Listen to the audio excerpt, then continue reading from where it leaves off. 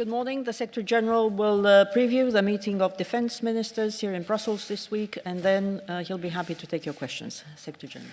Good morning. NATO's Defence Ministers will be meeting tomorrow and the day after tomorrow to discuss issues which are of great importance for our alliance, including our missions and operations and the increased readiness of our forces, progress towards fairer burden sharing within the alliance, and the resilience of our telecommunications systems.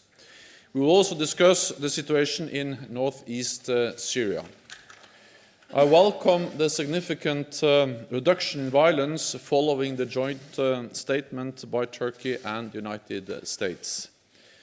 It is important that all forces on the ground act with restraint and with full respect of international humanitarian law. The recent developments underscore the urgent need for a political solution. NATO fully supports UN-led efforts to achieve that after so many years of this terrible conflict.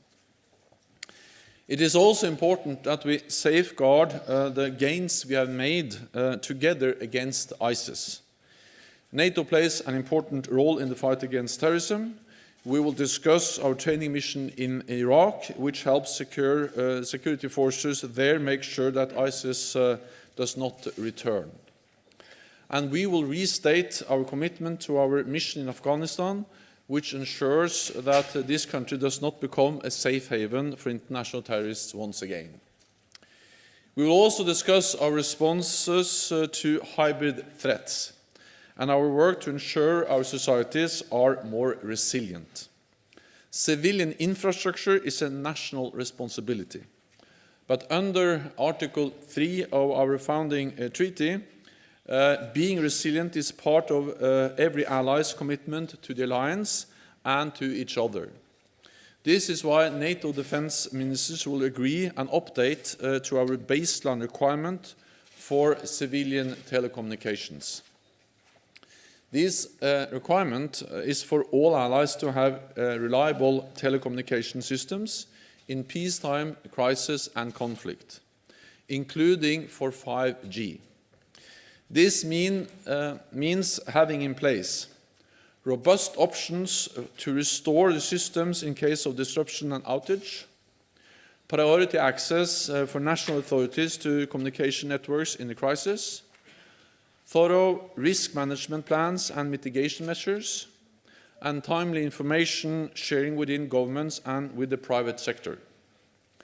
And it means that allies should conduct a thorough assessment of the risks to communication systems associated with cyber threats, as well as consequences of foreign ownership, control, or direct investment.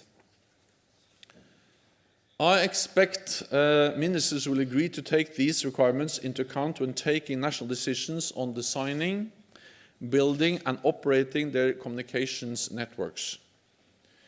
We will discuss these issues tomorrow together with our partners from the European Union, Finland and Sweden. Later today, I will address a public conference on arms control and disarmament here in Brussels. The arms control regime in Europe is eroding due to Russia's disregard for its international commitments and the emergence of new actors and new technologies. So we need to strengthen arms control to take account of new realities, including by preserving the Non-Proliferation Treaty, strengthening nuclear arms control, modernizing the Vienna document on military transparency, and working to develop new rules and standards for emerging technologies. All of this will help to strengthen the international rules-based order and preserve peace. In 6 weeks, NATO heads of state and government will meet in London. Our discussions over the next 2 days will set the stage for the meeting, where we will take decisions to further adapt and strengthen the alliance to a fast-changing world. And with that, I'm ready to take your questions. Okay, we'll start with Reuters here. Thank you very much. From Reuters, Secretary General, we have heard overnight about the Sochi agreement between Turkey and Russia on the Syrian border. I wondered, given that Turkey is a NATO ally, how you view this agreement, whether you see it as a positive development, and do you see any kind of NATO role or an international role with NATO involved to make this agreement more sustainable and patrol the border in the future? Thank you. So, I welcome the joint statement between the United States and Turkey, and Secretary Pompeo came to NATO headquarters last Friday. We discussed the statement and the way forward, and I welcome the fact that after that statement we have seen progress. We have seen a significant reduction in violence, and I think also this is something we can build on as we strive for a political settlement to the crisis in Syria. The war has been there for years. We have seen hundreds of thousands of people being killed, atrocities, so there's an urgent need for progress for a political negotiated solution, and that's also the reason why NATO so strongly supports the UN-led efforts to find a lasting political solution to the crisis in Syria. NATO allies have been present in northern Syria as part of the global coalition to defeat Daesh or ISIS. And that's the reason why NATO allies, the United States, went into northern Syria, and we have been able to defeat the physical caliphate. We have to remember that NATO is part of the global coalition. All NATO allies are a part of the global coalition. NATO is present on the ground in Iraq. We provide support to the global coalition with our AWACS flights. And the global coalition led by the United States has made enormous progress. We have defeated the physical caliphate. Not so long ago, ISIS controlled big parts of Syria and Iraq. Now they don't control any territory anymore, and millions of people have been liberated. That's the reason why we went in. That's the reason why the global coalition was established, and we have to make sure that we preserve those gains, that we don't jeopardize those gains, and that we also understand that the fight against ISIS is not over. They can come back, and that's the reason why, for instance, we continue to train Iraqi forces. Yeah. Okay, Hürriyet, first row. Follow up to my colleague's question. You have not referred to the Turkish-Russian agreement last night. Don't you think this agreement is also a kind of contribution to de-escalate tension in northeastern Syria?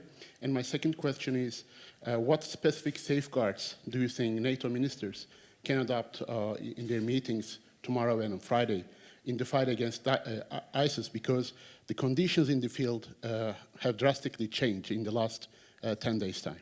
Thank you so much. I think it is a bit too early to judge the consequences, the outcome of the statement, the agreement between President Erdogan and President Putin. I met with President Erdogan a few days ago, and of course we discussed the situation in northern Syria.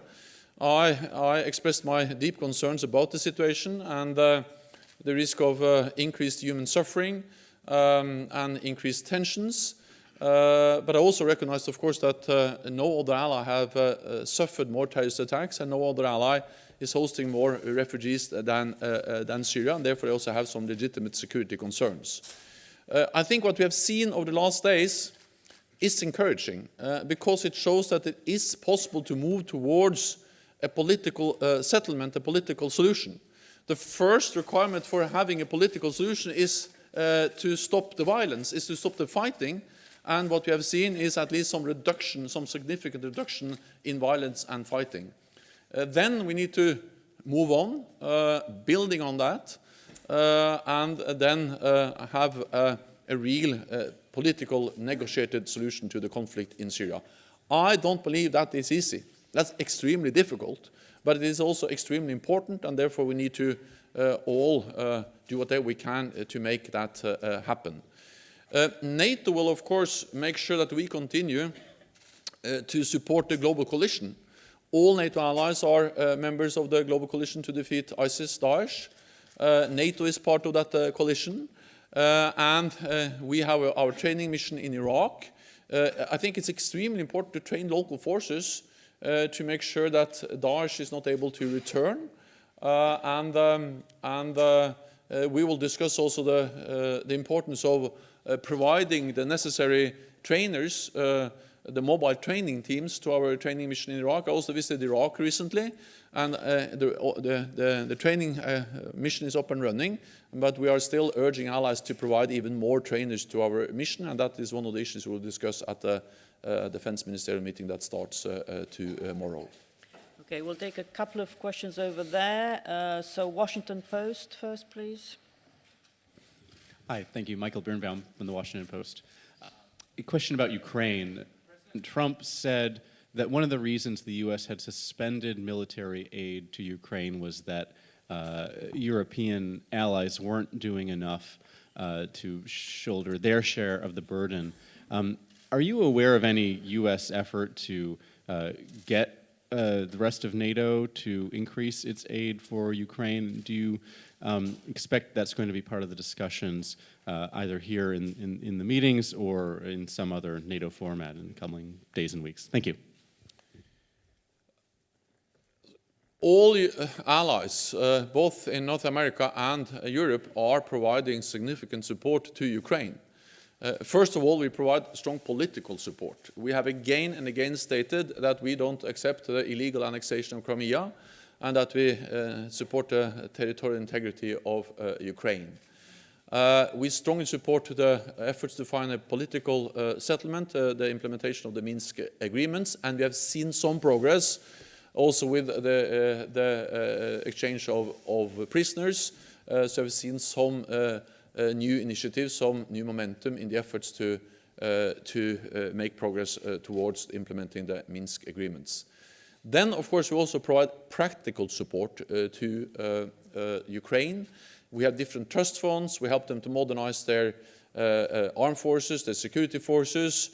Different NATO allies provide partly support through the NATO mechanisms, but also bilateral support, training, and different kinds of support. We help them with command and control, cyber, and the NATO, the North Atlantic Council will visit Ukraine. I think it's a couple of weeks in the near future. We'll also go to Odessa, where we have also started to help them with building naval capabilities. So we are providing support in many different fields. From command and control, allies provide training, and so on. Then, of course, I, as Secretary General, I am always pushing allies to provide more. So I urge allies to step up, to provide more trainers, to provide more money to the trust funds, to have more activities with Ukraine. And I met with President Zelensky, and I highlighted for him that we will continue and we will step up, and we are actually in the process of stepping up our support to Ukraine, because at the foreign ministerial meeting in Washington in April, we agreed a new package also addressing some of the different capabilities, but including naval capabilities. So this will be addressed also during the meeting today, tomorrow and the day after tomorrow.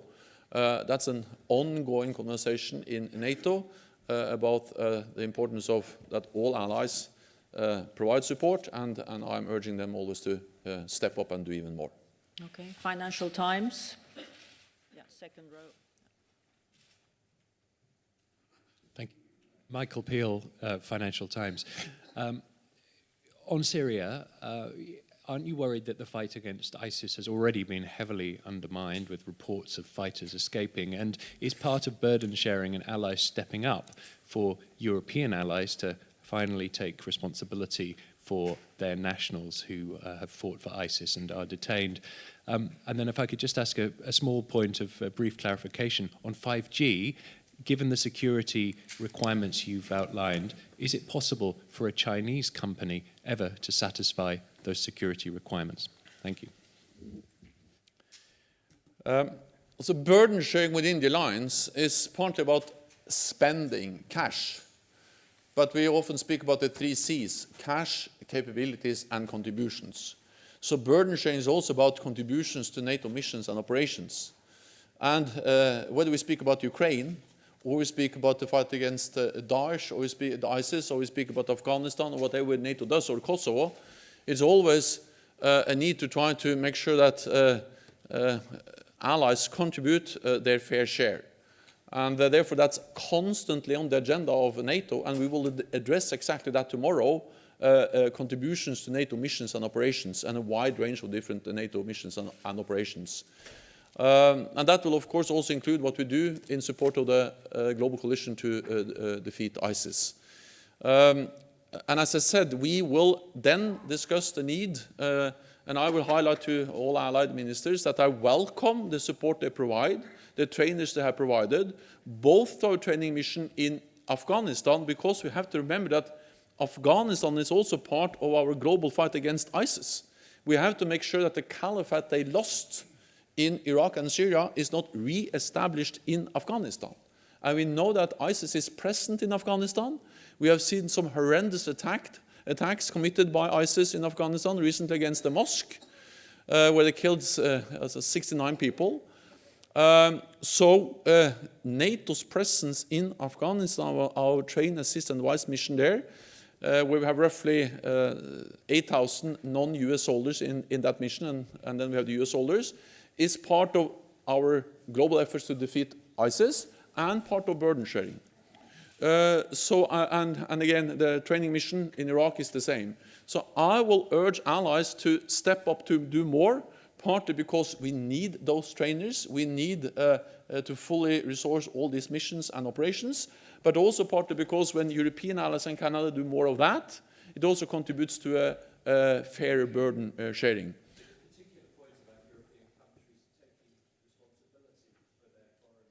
Yeah, I'm coming to that. I'm just addressing the wider thing about burden sharing. Then foreign fighters, of course, part of that picture. I expect also that to be discussed at this meeting. NATO is not, what should I say, the main tool to solve that issue, but NATO is a platform where NATO allies can meet, discuss, and also address issues related to foreign fighters. I also believe that that what NATO does when it comes to exchange of intelligence, and also the work we are doing on biometric data, is relevant for also addressing issues and challenges related to foreign fighters. What I can say is that I believe that what we need is a more coordinated and international, a coordinated approach to dealing with the issue of foreign fighters, and I expect that to be also discussed during this meeting. Then lastly, on the resilience requirements, which we then will agree at this defense ministerial meeting. These requirements are not about any particular country or any particular company.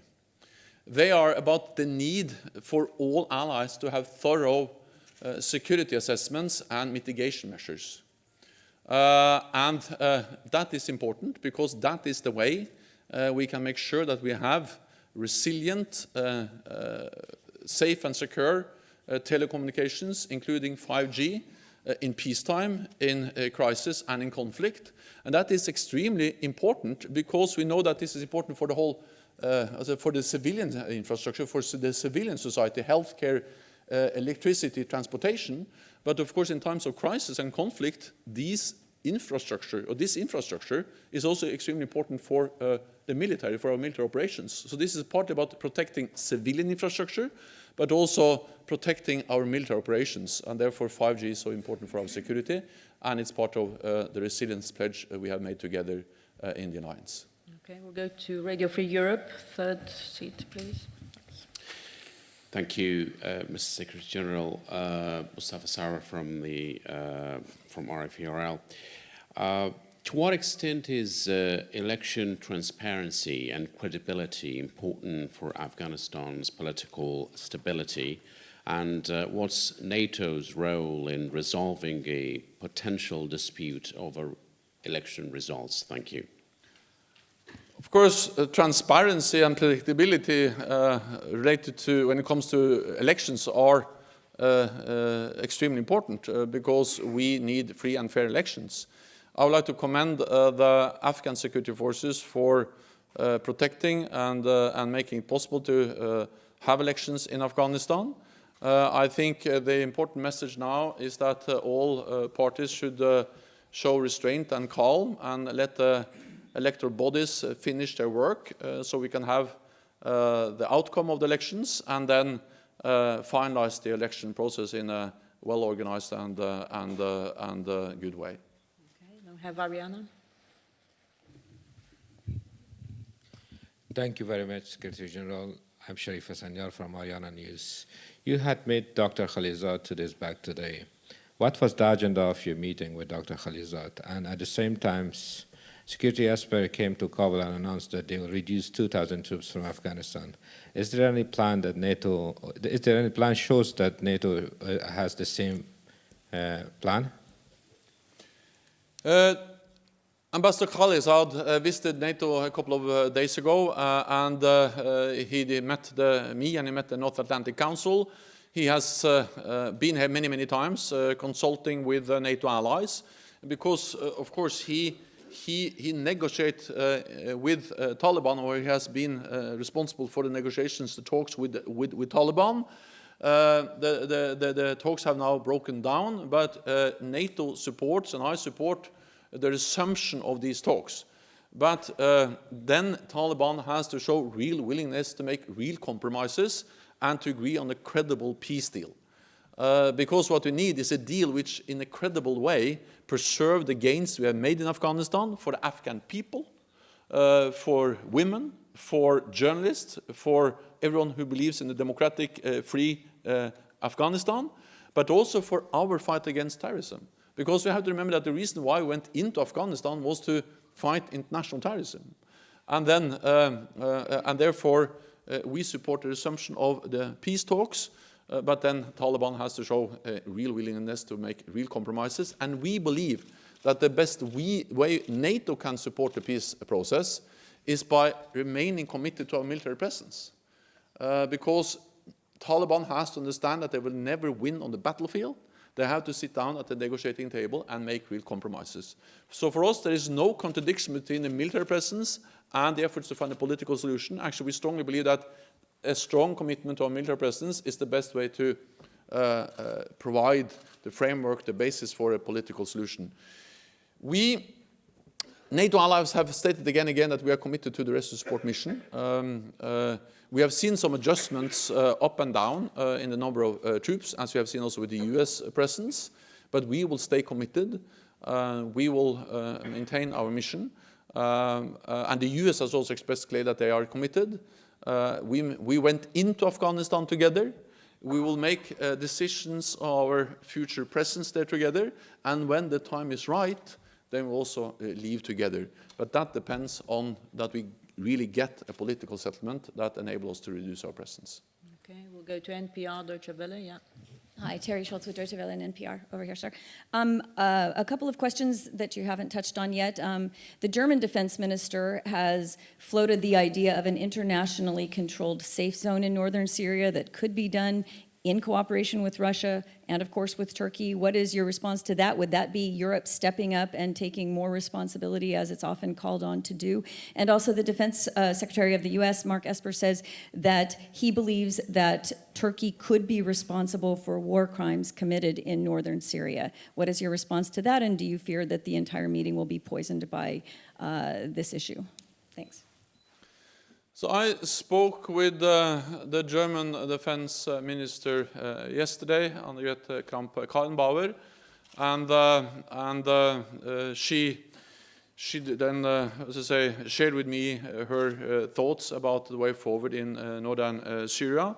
And I welcome that NATO allies have proposals on how to move forward, how to find a political solution. And of course, a political solution has to, in one way or another, involve all actors on the ground. You cannot have a political solution only involving some of them. So a political solution can have different shapes and different forms, but it has to involve those actors who are on the ground. And again, we need a political solution, and therefore also welcome proposals from NATO allies on how we can try to move forward. This will certainly be addressed, discussed during our meeting, and I expect Annegret Kramp-Karrenbauer, the defense minister, to then share her thoughts with the other allies. As I said, I expect all forces on the ground to respect international law, and that's extremely important for this alliance because international law is important for all allies. Okay, and Novaya Gazeta, lady in green. Lady in green here. You are not a Front lady row. in green. No. Front row, please. Thank you. I had a couple of questions about Afghanistan, but I want to ask again about Ukraine. To continue this theme, you are to visit Ukraine next week or next 2 weeks, and some Ukrainian politicians suggested that you and President Zelensky will discuss some structural reforms in Ukraine. So what is it about, and what it will be in reality? What structural reforms? The North Atlantic Council will, in not a few days, visit Ukraine, will visit Kiev and Odessa. That's partly to get a better understanding, to have first-hand updates, information from the Ukrainian government, from President Zelensky, and from different ministers. We have the meeting of the NATO-Ukraine Commission. We'll meet there. And also a way for us to sit down and exchange views on how NATO can support Ukraine and support the peace efforts. And part of that, again, is what NATO has been doing for several years, but which we are now looking into how we can do more to provide help to Ukraine to reform, to modernize their armed forces, to fight corruption, and to make sure that Ukraine is able to have, as I say, modern ways of arms for command and control, cyber defenses, and in other ways reforming their armed forces. So that's the reason why we're going there. That will be part of the discussions. Okay, we have NTV now. Güldener Somut from NTV. My question is with regard to TAMT, so tailored assured measures to Turkey. While you were in Turkey, because of the starts of this Peace Spring operation, some member states decided to either withdraw or not renew their deployment over there, and there are lots of shortfalls. So do you think that in this new configuration, there will still be contribution to TAMT, whether a country who decided like Spain or Italy to withdraw will stay on the ground, or will you use your influence to convince them in that meeting or other countries to come with the fourth role of TAMT? Thank you. Of course, as always, there are national decisions that has to be taken to provide contributions to NATO missions and operations and activities, and the tailored or the assurance measures for Turkey is something we have had in place for now several years. Different NATO allies have provided different kinds of assurance measures. And they have been on rotation. So, for instance, when it comes to the augmentation of of Turkish air defenses, for the time being, it is Italy that provides a SAMP-T battery, and then Spain provides a Patriot battery. And I think it is important. And then we have port visits. We have other kinds of assurance measures. I think that these assurance measures are important, and of course I have urged allies over the years to provide assurance measures, and I will continue to underline the importance of these assurance measures, because they show that despite the differences we see between NATO allies about the situation in northern Syria, we have to be able to deliver on the activities we do together. And that also includes, for instance, the NATO activity in the Aegean Sea, where we currently have 6 ships helping to implement the agreement between Turkey and the EU, addressing the illegal flow of migrants over the Aegean Sea. Okay. Europa Press. Yeah, lady over there. Thanks, Ana Pisonero from the Spanish news agency Europa Press. It's actually a quick follow-up to the colleague's last question. Do you actually expect a decision in this ministerial on what to do with the SAMP-T and the Patriot battery? I mean, very clearly you want them to continue. It's polemic for some allies in this context. There are other allies pushing to continue to not make a bad gesture vis-à-vis Turkey.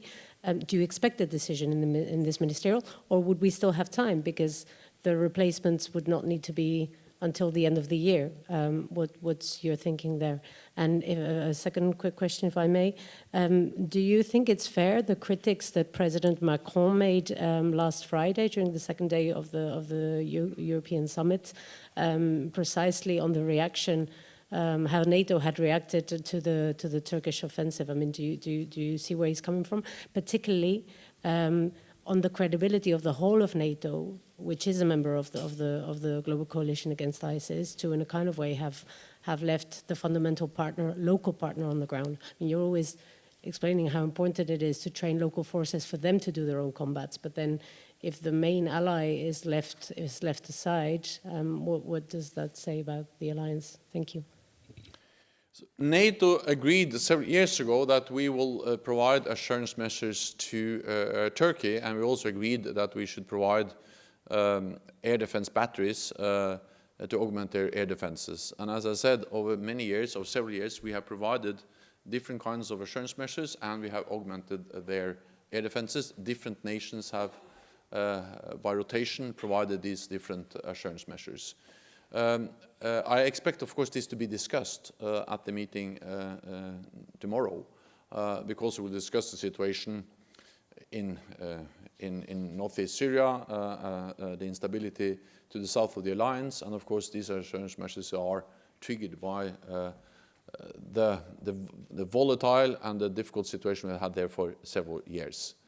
I don't expect any final decision because it's at the end of the day this will be for nations to decide what kind of capabilities they provide to the different assurance measures that NATO has agreed. So that's a national decision to be taken, and the nations will then announce what they do or not do. It's absolutely meaningless to try to hide that there are differences when it comes to the situation in northern Syria between NATO allies. That's a matter of public record. It's something which you can all read in newspapers, watch on television every day, that there are differences. And of course that's always difficult when allies disagree. That's also the reason why I think it's important that we meet, because the best way of addressing disagreements is to sit together around the table and then to discuss and try to find a way forward. And therefore I am encouraged by the agreement or the joint statement between two major allies, Turkey and the United States, last week, where they at least agreed on the way forward in some very critical areas. And following that statement, following the agreement on that statement between Turkey and the United States, we have seen progress, we have seen significant reduction in violence. I'm not saying that all problems have solved, I'm not saying that all disagreements between NATO allies have disappeared, but I'm saying that compared to where we were also before that, we are now in a better place. But still many challenges and many problems ahead of us. So I think it's important that NATO provides that platform for discussion, for having frank and open discussions about the difficult issues, and then to look into what we can do, partly when it comes to missions and operations, and not least when it comes to making sure that we don't jeopardize the gains we have made in the fight against Daesh. The training mission in Iraq, making sure that the caliphate which they lost in Iraq and Syria is not re-established in Afghanistan, and many other things we can address together in the fight against Daesh. Okay, we have Agence France Presse. Yeah, if you go down, gentlemen, just there, second row. Yeah. Oui, bonjour, ce sera en français, donc je pense que vous allez avoir besoin de votre traduction. Christian Spielmann de l'AFP. Je voudrais revenir sur la question, la poursuivre, la question de ma consoeur. Vous avez dit tout à l'heure qu'effectivement la lutte contre ISIS ou Daesh n'était pas terminée. Or, effectivement, pour lutter dans cette région, dans le nord-est de la Syrie, on a besoin de troupes au sol. Ces troupes au sol, ce sont les milices kurdes. Ces milices kurdes ont été attaquées et sont la cible de l'offensive lancée par la Turquie. Cette offensive ou cette agression lancée par la Turquie a été dénoncée par les États membres de l'Union européenne qui représentent un gros bloc au sein de l'Alliance. Elles l'ont condamné. L'OTAN ne l'a toujours pas condamné. Je voudrais savoir si c'est un comportement normal de la part d'un membre de l'Alliance de déclencher une agression sans en informer ses alliés et de s'en tirer sans aucune condamnation. La seconde question, effectivement, on ne peut pas continuer à combattre un mouvement terroriste en retirant ses troupes. Or, c'est ce qu'ont fait les Américains. Ils ont replié les troupes qui étaient présentes dans cette région et ils l'ont fait sans en avertir leurs alliés. Le président français Emmanuel Macron l'a dit, j'ai appris ça par un tweet. Est-ce que vous considérez normal qu'au sein de l'Alliance, on soit informé par des tweets de la part du président américain qui représente la force majeure de l'Alliance? Merci. You are absolutely right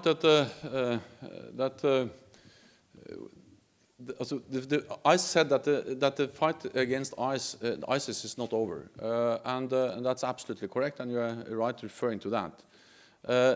But we have to distinguish between two things. The caliphate, the physical caliphate they controlled in Iraq and Syria, they don't control anymore. They have lost control over all the territory and all the people they suppressed or controlled in Iraq and Syria. That's a great achievement. And the only way we were able to achieve that was through the US-led global coalition to defeat ISIS, that we joined forces and that we worked together and made that great progress and defeated the physical caliphate. And that's that's the reason why we went in Iraq and in Syria. Different allies participating in different ways, but all NATO allies have participated in one way or another in the global coalition, and NATO is also part of that coalition. Then, as I said, there are differences between NATO allies on how to deal with the situation in northeast Syria. And I have expressed clearly that I am, when I was actually in Istanbul last Friday, I stated clearly that I'm concerned about the consequences of the then ongoing Turkish operation, the consequences for tensions in the region, the risk of escalating further the tensions, human suffering, and also the risk of jeopardizing our fight against, or the gains we have made in the fight against the Daesh. But I also stated that Turkey has legitimate security concerns because they are on the front line of this volatile region. That's the reason why I welcome the progress we have seen. There is a lot of problems ahead of us, but at least it is encouraging that we had the agreement Thursday or last week. And then we try to build on that to make further progress and to support efforts to find a political solution. And again, I think that one of the important reasons that NATO plays a role in this is that we provide a platform for allies, also with different views on how to deal with the situation in northern Syria, to meet, to discuss, and that's exactly what we're going to do starting tomorrow. Okay, we have Swiss radio, third row up there, please. Thank you. Thank you, Secretary General. Talking about limits of international organizations, the EU actually failed to start accession negotiations with Macedonia and Albania. In northern Macedonia, this has led to a political crisis and the call of new elections. That's a country which is joining NATO. I know there are two different organizations, but I was wondering whether you have any concerns with the situation that has arisen. It's not for me to give the European Union any advice on how to deal with the request from North Macedonia to start negotiation talks. We have all seen the outcome of the discussions within the European Union, and that's not for me to comment on that. What I can say is that we strongly welcome that NATO allies have proven once again that NATO's door is open. We will soon have North Macedonia as a full member. Almost the majority of NATO allies have already, we signed the accession protocol not so long ago, and just yesterday the US Senate ratified the accession protocol of North Macedonia. and so has also most other NATO allies already done, and I expect the rest to do it in the near future.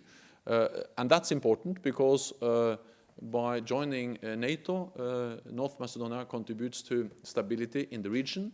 It provides the framework for also economic prosperity. I spoke recently, a couple of days ago, with Prime Minister Zoran Zaev, and he told me that after they joined NATO, they have seen a significant spike or increase in foreign investments. So I welcome North Macedonia as the 30th member. It's not for me to comment on the issue of EU membership. Thank you very much. I know there are lots of questions, but we'll see you at the ministerial. Thank you very much. This concludes this press point. Thank you.